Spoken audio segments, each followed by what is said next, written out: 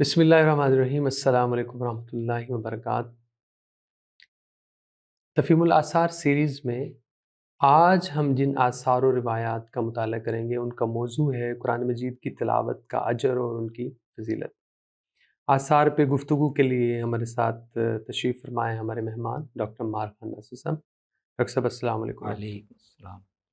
قرآن مجید کی تلاوت کا اجر اور اس کی فضیلت، یہ ہمارا آج کا موضوع ہے، اور اس پہ چند آثار ہیں، روایات ہیں جو ہم نے ان کا انتخاب کیا ہوا ہے، وہ آج آپ کے سامنے ہم پیش کریں گے، اور اس پہ ہم چاہیں گے آپ کی گفتگو سننا۔ سب سے پہلے ایک روایت ہے، یہ روایت ہے حضرت عبداللہ سے۔ وہ کہتے ہیں کہ اِنَّکَ لَتُقِلُّ الصَّوْمَ۔ یہ ابھی وائل کہتے ہیں، میں نے عبداللہ سے پوچھا رضی اللہ عنہ سے کہ آپ کم روزے رکھتے ہیں؟ تو انہوں نے کہا کہ اِنَّهُ يُضْعِفُنِي عَنْ قِرَاءَةِ الْقُرْآنِ، تو مجھے یہ قرآن مجید کی قرأت میں یہ کمزوری محسوس کرتا ہوں، اس کی وجہ سے وَقِرَاءَةُ الْقُرْآنِ أَحَبُّ إِلَيَّ مِنْهُ۔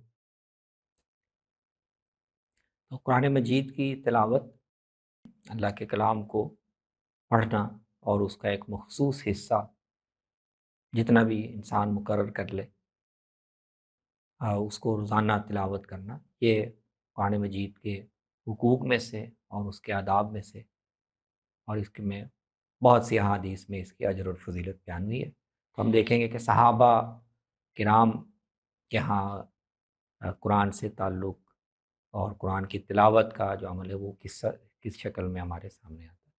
اس میں عبداللہ ابن مسعود رضی اللہ عنہ یہ بتا رہے ہیں کہ جو بھی دینی اعمال ہیں ان کے مابین درجہ بندی ہے، اور قرآن کی تلاوت یہ اپنے اجر اور اپنی فضیلت میں یہ روزے سے بڑھ کر، نفلی روزے سے بڑھ کر، تو اگر کوئی آدمی دونوں کا اہتمام کر سکتا تو بہت اچھا۔ دن کو روزے رکھے، شام کو رات کو اللہ کے قرآن کی تلاوت کرے، تو اس ظاہر ہے اگر اتنی جسمانی ہمت ہو، استطاعت ہو تو بہت افضل ہے۔ عبداللہ ابن مسعود رضی اللہ عنہ جسمانی طور پر کمزور اور نحیف شخصیت ہے، تو وہ بتا رہے ہیں کہ میں اگر روزے رکھوں نفلی تو پھر میرا جو قرآن کے قرأت کا اور تلاوت کا معمول ہے وہ متاثر ہو۔ دن کو بھی انہوں نے کرنی ہوتی تھی، سکھانا بھی ہوتا تھا، اور رات کو تو صحابہ قیام اللیل کا اہتمام کرتے ہی تھے۔ تو اگر انتخاب کرنا پڑے، درجہ بندی کرنی پڑے، تو وہ بتا رہے ہیں کہ نفلی روزوں سے قرآن مجید کی تلاوت یہ زیادہ افضل ہے۔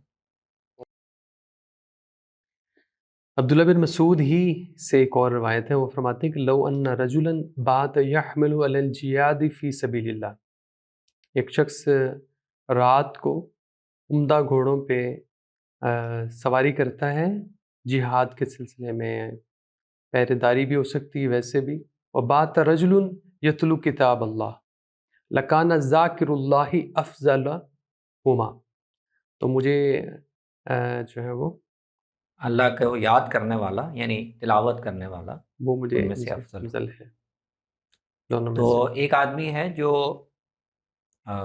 ساری رات عمدہ گھوڑوں پر لوگوں کو سوار کر کے جہاد پہ بھیج رہا، اس سرگرمی کو منظم کر رہا، اور ایک دوسرا آدمی ہے جو کھڑا اللہ کی یاد کر رہا ہے، تلاوت کر رہا ہے، اللہ کے کلام کی قرأت کر رہا ہے، کہہ رہے ہیں کہ اس کے مقابلے میں یہ زیادہ افضل ہے۔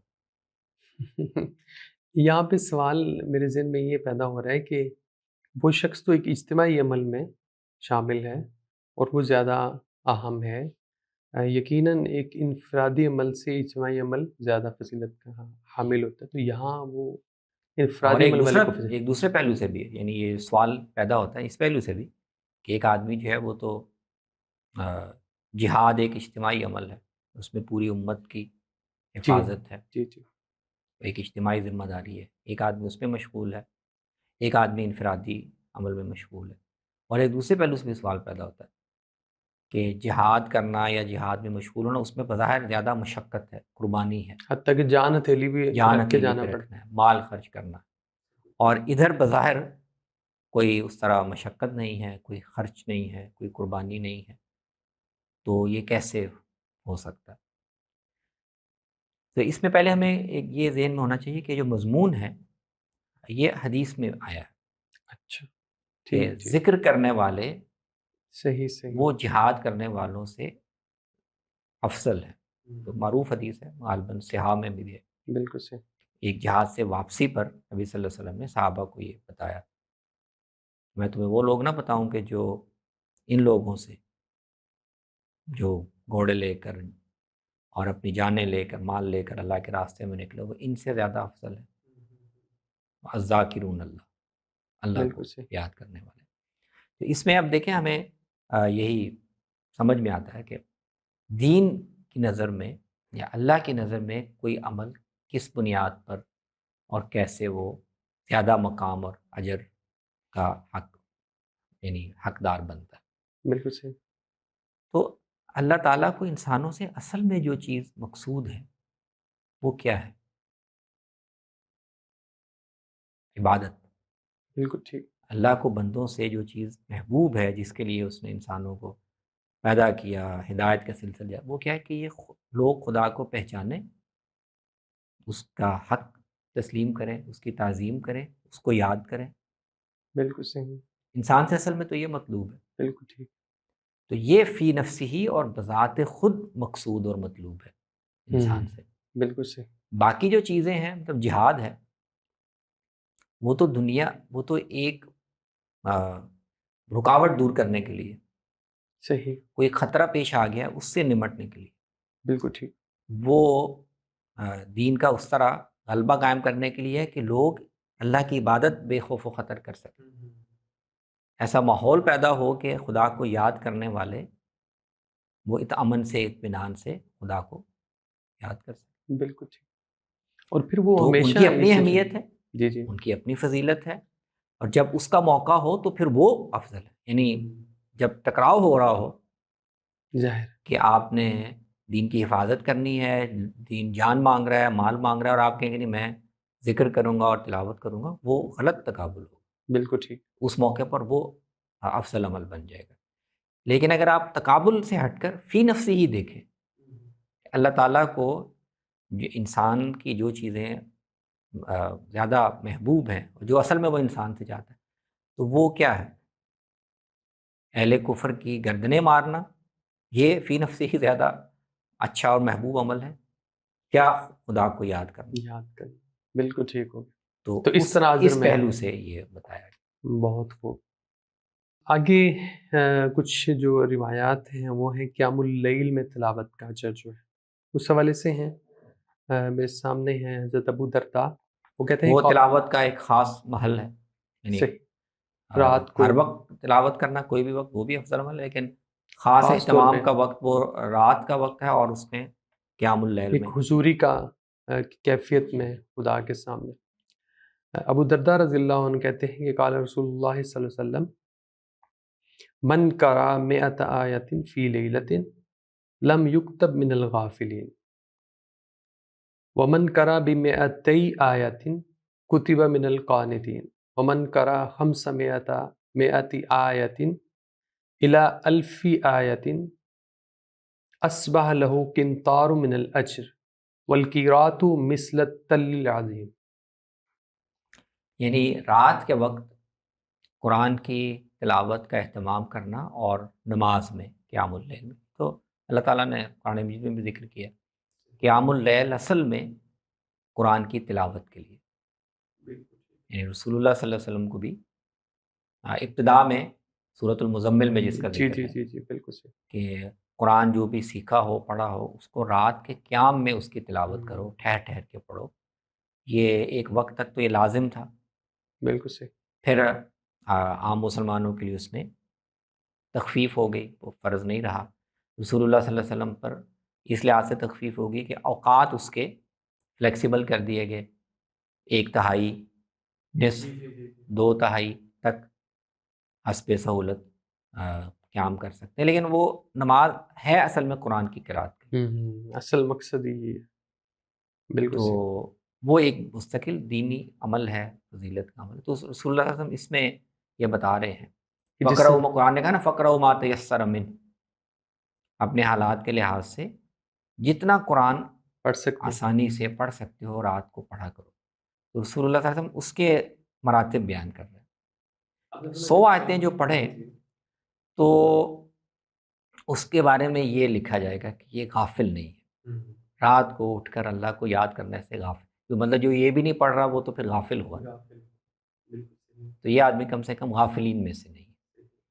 اور جو 200 آیتیں پڑھے تو ایک درجہ ہے قانتین، قوموا للہ قانتین، قانتین. اللہ کے سامنے اطمینان، سکون، دل جمی کے ساتھ کھڑے ہو جاؤ. تو جس نے 200 آیتیں پڑھنے کا اہتمام کیا، اس کا مطلب اتنی یکسوئی اور اتنی دل جمی اس نے دکھائی ہے کہ اب وہ قانتین میں سے. اور 500 سے لے کر 1000 آیتیں تک اگر کوئی آدمی اہتمام کرے رات کو پڑھنے کا تو اس کے لیے تو پھر اجر کا ڈھیر ہے، قنطار عظیم. صحیح صحیح. اور اس ڈھیر کا ایک ایک قرات وہ ایک بہت بڑے ٹیلے کے برابر ہے. مطلب اس کے اجر کا پھر کوئی اندازہ ہی کوئی نہیں. اندازہ نہیں. آگے معاذ رضی اللہ تعالیٰ عنہ سے بھی ہے کہ من قرأ فی لیلۃ 300 آیۃ کتب من القانتین. وہی جو نبی صلی اللہ علیہ وسلم والی کوئی بات ہے. مضمون ہے وہ مختلف صحابہ اور تابعین نے بیان جی. کیا ہے. یہی حضرت کعب سے بھی ہے اور حضرت ابو ہریرہ سے بھی یہی موضوع چلا آ رہا ہے. اور اسی طرح حضرت ابن عمر سے تو ہے کہ من قرأ بعشر آیات فی لیلۃ لم یکتب من الغافلین. انہوں نے 10 آیتوں کا بھی. تو یہ یعنی لوگوں کے لحاظ سے بھی مقصد اس کا ترغیب دینا نا، صحیح، تلقین بالکل دینا. صحیح. اس میں یہ دیکھنا اہم ہے کہ کن لوگوں کو ترغیب دی جا رہی ہے، ان کے لیے کتنا پڑھنا ممکن ہے. جن لوگوں کے لیے بہت ہی مشکل ہے، بہت ہی ہو سکتا ہے محنت مزدوری کرنے والے لوگ ہوں، عشاء کے بعد ان کے لیے جاگنا ہی ممکن نہ ہو، ممکن نہ ہو. اور کوئی ممانع ہو، تو محروم کوئی نہ رہے. ان کو وہ کہہ رہے ہیں کہ 10 آیتیں بھی اگر پڑھ لو تو پھر تم غافل نہیں ہو. جن کے پاس زیادہ وقت ہے وہ کم سے کم 100 آیتیں تو پڑھیں. بالکل ٹھیک ہو. اسی طرح اب جو چند آثار ہیں وہ ہیں گھر کے اندر تلاوت جو کرنا ہے، گھر میں تلاوت کا اہتمام جو کیا ہے جائے. اس کی جو فضیلت ہے وہ اس سے متعلق چند آثار آپ کے سامنے میں رکھتا ہوں. یہ حضرت عبداللہ بن مسعود رضی اللہ تعالیٰ عنہ سے روایت ہے، قال کہ البیت الذی لا یقرأ فیہ القرآن کمثل البیت الخرب الذی لا عامر لہ. یہ بھی بنیادی طور پر حدیث کا مضمون ہے کہ گھروں میں دینی ماحول، روحانیت، خدا کی برکت، فرشتوں کی موجودگی، شیاطین کا وہاں سے دور ہونا، یہ سب چیزیں اس کا تعلق اس سے ہے کہ وہاں اللہ کو یاد کرنے کا کتنا اہتمام ہے اور قرآن کی تلاوت کا کتنا اہتمام. بالکل صحیح، بالکل صحیح. تو عبادت جو ہے وہ صرف مسجد کے لیے نہیں ہے. عبادت اس لیے نوافل پڑھنے کی ترغیب گھروں میں. نبی صلی اللہ علیہ وسلم نے فرمایا کہ گھروں میں بھی نماز کا حصہ رکھو، نوافل گھر میں پڑھا کرو، وہ زیادہ افضل ہے، تاکہ عبادت جو ہے وہ صرف عبادت گاہ تک محدود نہ رہے، انسان کے گھروں میں بھی خدا کی یاد کا اور اس کی عبادت کا اہتمام رہے. تو اسی پہلو سے آپ نے حدیث میں بھی ہے، اسی کو عبداللہ ابن مسعود رضی اللہ عنہ بیان کر رہے ہیں کہ جس گھر میں قرآن کی قرات کا اور تلاوت کا بالکل کوئی اہتمام نہیں، تو یہ سمجھو وہ ویران گھر ہے جہاں پہ کوئی رہتا ہی نہیں. کوئی رہتا ہی. بالکل صحیح، بالکل وہ صحیح. ویران گھر ہے، وہاں کوئی نہیں رہتا. تو گھر کی آبادی کا دینی لحاظ سے معیار یہ ہے کہ وہاں نوافل کا، خدا کو یاد کرنے کا اور قرآن کی تلاوت کا کتنا اہتمام. اہتمام. بالکل صحیح. ابن سیرین رحمۃ اللہ کہتے ہیں کہ البیت الذی یقرأ فیہ القرآن تحضرہ الملائکہ وتخرج منہ الشیاطین ویتسع بأہلہ ویکثر خیرہ والبیت الذی لا یقرأ فیہ القرآن تحضرہ الشیاطین وتخرج منہ الملائکہ ویضیق بأہلہ ویقل خیرہ. دونوں تصویریں انہوں نے پیش کر دی. قرآن کی تلاوت کے جو بھی برکات ہیں وہ ان کا انہوں نے ذکر کر دیا. ایک تو یہ ہے کہ جو اللہ تعالیٰ کی ایک پاکیزہ اور نورانی مخلوق ہے اس کو مناسبت ہے قرآن کے ساتھ۔ تو فرشتے تو ویسے ہی تلاش میں رہتے ہیں، کسی گھر میں، کسی مجلس میں، کسی جگہ پر جہاں لوگ خدا ذکر کر رہے ہوں، خدا کو یاد کر رہے ہوں، کہیں لوگ نماز پڑھنے کے لیے کھڑے ہوں، تو فرشتے وہاں ان کے ساتھ شریک ہو جاتے ہیں۔ بالکل صحیح، تو جس گھر میں قرآن پڑھا جاتا ہو تو فرشتے وہاں پر تباً موجود رہتے ہیں، اور فرشتوں کی موجودگی خیر و برکت کی نشانی۔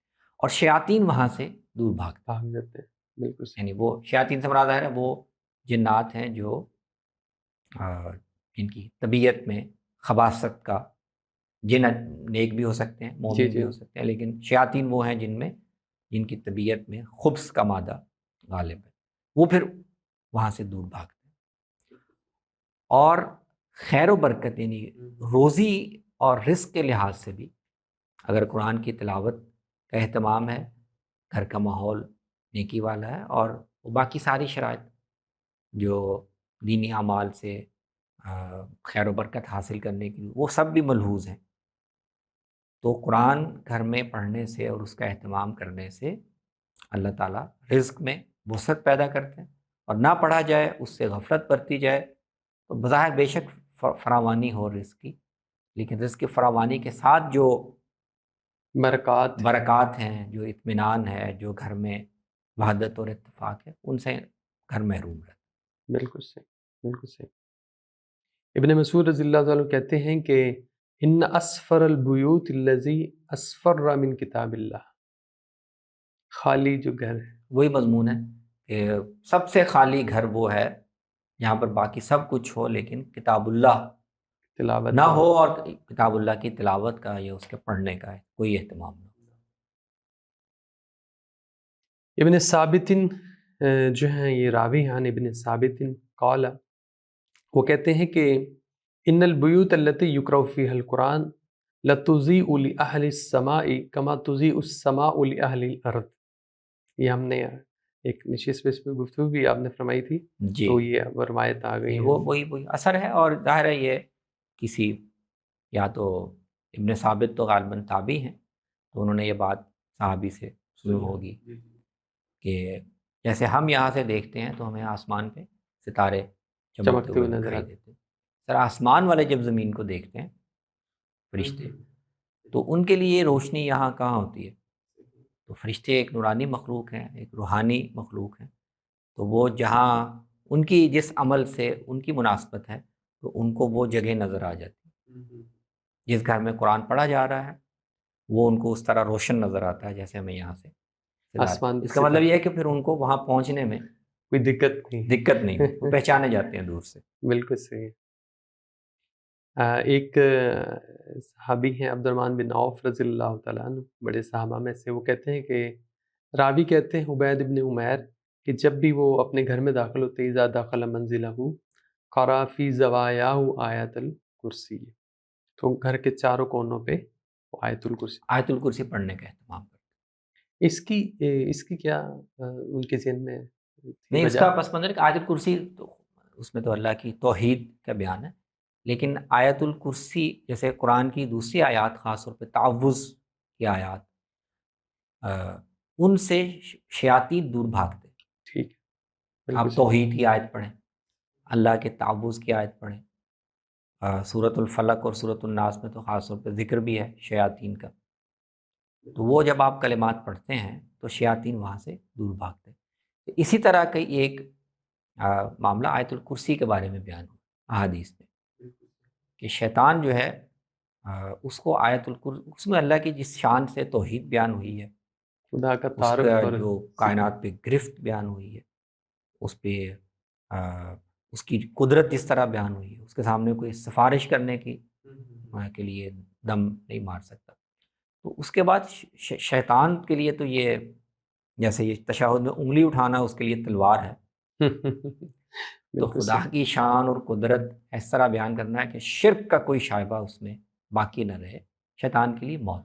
تو آیت الکرسی اس پہلو سے شیطان کے لیے بھی، اور اس طرح کے جو سرکش جنات ہیں، شیاطین ہیں، ان کو دور بھگانے کے لیے ایک مؤثر آیت تو ہے، یہ اسی ان کا لیے وہ گھر کے جی کونوں میں کونوں پہ، یعنی ایک تو ہے گھر کے اندر پڑھی جائے وہ بھی برکت کا باعث ہے، لیکن یہ ان کا ایک ذاتی ایک فیل لگتا ہے کہ انہوں نے کہا کہ میں چاروں کونوں میں، تاکہ نہیں، اس میں ہاں، یہ شامل ہے، اصل میں آپ کہیں بھی پڑھیں وہ ہو سکتا ہے، لیکن انسان ایک آ، اطمینان کے لیے اور اس پہلو سے کہ اس طرح گویا میں نے چاروں کونوں میں پڑھی ہے تو یہ پورا ایک گھر میں حصار قائم ہو گیا، حصار قائم ہو گیا، پورا چاروں گھر طرف اللہ کی حفاظت شامل ہو گئی، تو اس کے بھی اس طرح کی جو نفسیاتی چیزیں ہوتی ہیں ان کا بھی اثر ہوتا ہے۔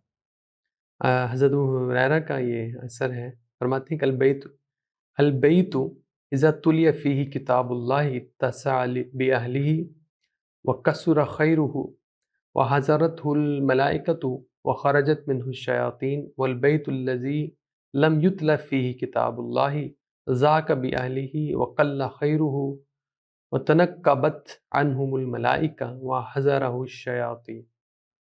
یہ مضمون تو وہی ہے جو وہی اوپر غالباً ابن سیرین کے اثر میں جی بیان جی ہوا۔ ان کے اندر ہاں، بالکل انہوں نے بھی ظاہر ہے کسی صحابی سے سنا ہوگا، ممکن ہے سیدنا ابو ہریرہ سے ہی سنا ہو، وہی یہاں بات پہ ہے، وہی بات آ گئی۔ تلاوت سے شیاطین دور ہوتے ہیں، شر دور بھاگتا ہے، تنگی دور ہو جاتی ہے اگر تلاوت وہاں کی جائے، اور اگر تلاوت کی جائے تو پھر شیاطین نہیں آتے، لیکن فرشتے آتے ہیں، گھر میں وسعت پیدا ہوتی ہے، خیر و برکت پیدا، تو مضمون وہی ہے اس کا۔ بالکل صحیح۔ یہ جو اتسع باہلہ ہی ہے اور ذاق باہلہ ہی ہے، اس کی کیا صورتیں ہو سکتی ہیں؟ اتساع بیالی کو کہ وہ گھر اپنے رہنے والوں کے لیے وسعت کا باعث بن جاتا ہے، ظاہر ہے یہ اسپیس کے معنوں میں میں تو نہیں ہے، نہیں ہے۔ یہاں وسعت اور تنگی سے مراد یعنی وہاں رہتے ہوئے جس طرح گھر میں رہنے کے جو مقاصد ہوتے ہیں کہ اس میں ایک الفت ہو، رزق کی تنگی نہ ہو، رہنے سے ایک سکون انسان کو حاصل ہو، تو وسعت کے یہ جو سارے پہلو ہیں وہ حاصل ہوتے ہیں، اور تنگی اس کے برعکس ہے۔ ہو سکتا ہے گھر ویسے چھوٹا ہو لیکن گھر میں ہونے کے جو مقاصد ہو سکتے ہیں، وہ پورے ہوں۔ باہمی الفت ہو، اعتماد صحیح۔ ہو، رشتے ہوں، رازداری ہو، کھانا پینا، رزق، یہ چیزیں ان کی برکت میسر ہو، تو یہ مانوی لحاظ سے یہ کہا گیا۔ بہت خوبصورت نشست رہی آپ کے ساتھ آج بھی قرآن مجید کی قیام اللیل میں تلاوت، اور اس کے علاوہ اس کی گھر کے اندر اس کے اہتمام پہ جو فضائل ہیں، صحابہ کے آثار ہمارے سامنے آئے، اور آپ نے بڑی خوبصورت وضاحت فرمائی۔ آپ کی آمد کا بہت شکریہ، انشاءاللہ کسی اور پروگرام میں دوبارہ ملاقات ہوگی۔ جی السلام علیکم۔ انشاءاللہ، وعلیکم السلام۔